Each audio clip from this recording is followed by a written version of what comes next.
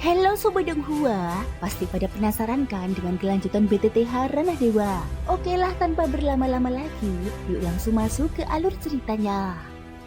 Di episode sebelumnya, Hesianren menggunakan status tamu giok emas hitam untuk mengakses informasi tingkat tertinggi dan membeli barang tanpa hambatan. Xiaoyan membutuhkan benda pemulih jiwa karena jiwanya terluka. Meski efeknya terbatas pada levelnya saat ini, Hesianren membeli kain jiwa bintang murni demi membantu Xiaoyan, menunjukkan kepercayaan dan dukungan penuh. Status tamu giok emas hitam tidak bisa ditandingi, sehingga lelang langsung berakhir saat Hesianren bertindak. Terungkap juga bahwa Xiaoyan masih memiliki satu pilihan Yangxi yang disimpannya di botol giok biasa. Benda ilahi bernilai tak terukur yang bisa mengguncang seluruh balai lelang Dewa Iblis. Botol biasa itu membuat Xiaoyan tertegun sejenak. Botol yang dia gunakan jelas terbuat dari batu giok bermutu tinggi. Bagaimanapun juga tidak bisa dianggap sebagai botol giok biasa. Hanya saja karena terlalu banyak pil yang telah dia racik, konsumsi wadah pun menjadi sangat besar. Selain itu, memang sudah tidak ada pilihan yang lebih baik lagi. Namun seharusnya hal ini tidak mempengaruhi kualitas pil itu sendiri. Di atas tanah datar, Xiaoyan mengeluarkan pil Yin Yangxi. Pil ini bukan hanya diperlukan dalam lelang Dewa Iblis untuk ditukar dengan dinding Dewa Iblis, tetapi lebih jauh lagi, dia menjadikannya sebagai hadiah tambahan kepada Hesianren sebagai imbalan atas bantuannya mencari laut roh jiwa 7 warna. Hesianren awalnya menerima botol itu, namun tubuhnya tiba-tiba terhenti. Dia seolah baru menyadari maksud Xiaoyan. Mencari laut roh jiwa 7 warna sudah menjadi janji yang kuucapkan. Aku tidak membutuhkan imbalan apapun dari saudara Xiaoyan, ucap Hesianren perlahan. Sambil berbicara, Hesianren mendorong kembali botol yang berisi pil Yin Yangxi yang diserahkan Xiaoyan. Pada tingkat kekuatan mereka saat ini, setiap kata yang diucapkan dan setiap tindakan yang dilakukan pasti mengandung makna mendalam. Mencari laut roh jiwa 7 warna saja sudah cukup merepotkan Hesianren. Xiaoyan merasa tidak pantas lagi membuatnya menanggung kerugian. Meski aku tidak tahu seberapa tinggi nilai pil ini, anggap saja sebagai ungkapan terima kasih atas kerja keras saudara He. Dibandingkan dengan kepercayaan dan bantuan sejak awal, apa artinya sebutir pil Yin Yangxi? Jika saudara He masih membutuhkan sesuatu, silakan katakan saja. Xiaoyan mengepalkan tangan dan memberi hormat. Terlepas dari apakah Hesianren memiliki maksud lain di balik layar atau tidak, sejak pertemuan kekacauan hingga sekarang, dia tidak pernah sekalipun menjebak atau merugikan Xiaoyan. Memberikan pil Yin Yangxi ini sebenarnya memiliki dua tujuan. Pertama, memang sebagai imbalan atas pencarian laut roh jiwa 7 warna. Kedua, untuk melihat apakah Hesianren memiliki maksud tersembunyi lainnya. Jika ternyata tidak ada, maka pil ini tetap harus dikeluarkan. Hesianren boleh menolak, tetapi Xiaoyan tidak boleh tidak memberikannya. Itulah etika pergaulan. Benar saja, saat Xiaoyan mengeluarkan pil Yin Yangxi, sorot mata Hesianren sedikit berubah. Namun sebagai sosok yang telah menjelajah berbagai dunia, Hesianren jelas bukan orang biasa. Dia cerdas dan penuh perhitungan, mampu melihat semuanya tanpa perlu mengatakannya secara terang-terangan.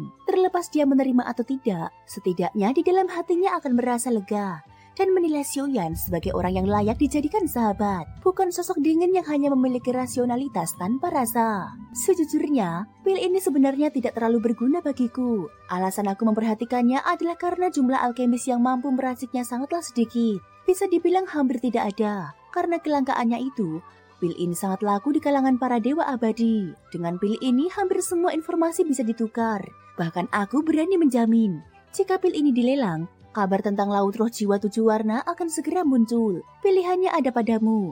Aku membantumu tanpa meminta imbalan apapun. Ucapan Hesianren itu juga merupakan pernyataan jelas bahwa bantuannya tidak disertai niat tersembunyi. Aku tidak begitu memahami hal-hal semacam ini. Aku serahkan saja kepada saudara He. Bagaimana caranya? Bentuknya seperti apa? Aku percayakan sepenuhnya kepadamu, jawab Xiaoyan, menyatakan kepercayaannya tanpa ragu. Sikap ini justru membuat Hesianren semakin gembira. Meski dia telah menjelajah banyak dunia, hidupnya tetap terasa monoton dan penuh kesendirian. Kepercayaan yang diberikan Xiaoyan kepada dirinya membuatnya merasakan kembali kehangatan hubungan antara manusia yang telah lama dia lupakan. Baiklah, karena saudara Xiaoyan mempercayaiku, maka aku akan berusaha memaksimalkan nilai pil ini. Hesianren mengangguk, lalu segera memanggil para penjaga di luar ruang cermin kristal. Sebelumnya, dia memang telah meminta bantuan untuk mengumpulkan informasi tentang 7 warna laut roh jiwa. Tetapi belum ada hasil apapun. Meski karena balai lelang Shen Yao memang tidak memilikinya, atau mungkin karena informasi semacam itu biasanya dibatasi oleh wilayah suci para dewa dan Buddha,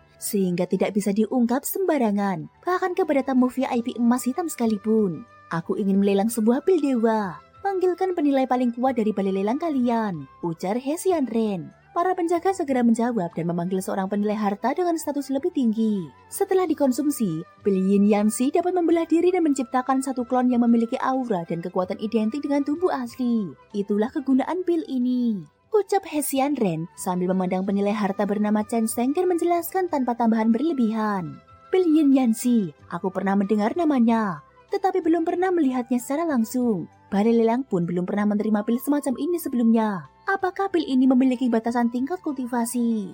Nada suara sang penilai menjadi sangat hati-hati. Dia bahkan tidak berani menyentuh botol giok yang berisi pil itu. Semua dewa abadi bisa mengkonsumsinya. Itu sudah lebih dari cukup, jawab Hesian Ren. Mata sang penilai langsung memancarkan cahaya tajam. Kalau begitu, apakah yang mulia dewa memiliki harga ideal di dalam hati? Dia mengepalkan tangan dengan hormat. Dengan pengalamannya sekalipun, dia tidak berani memastikan keaslian pil ini tanpa pemeriksaan lebih lanjut oleh alkemis dan penilai lainnya. Namun untuk saat ini dia sama sekali tidak meragukannya. Aku menginginkan lokasi pasti Laut Roh Jiwa 7 warna, beserta informasi yang sangat rinci. Semakin rinci, semakin baik. Selain itu, tambahkan 1 miliar koin Dewa Iblis. Informasi seperti ini pasti masih diketahui oleh seseorang. Balai lelang perlu menyebarkan kabar ini, lalu menjadikannya sebagai barang penutup lelang. Permintaan ini bisa dipenuhi bukan? Ucap Hesian Ren, nadanya datar namun penuh tekanan. Tidak masalah, namun pil ini untuk sementara harus disimpan oleh balai lelang. Yang mulia tentu memahami bahwa pil dewa seperti ini memerlukan verifikasi lebih lanjut. Mendengar ini, Hesian Ren mengangguk.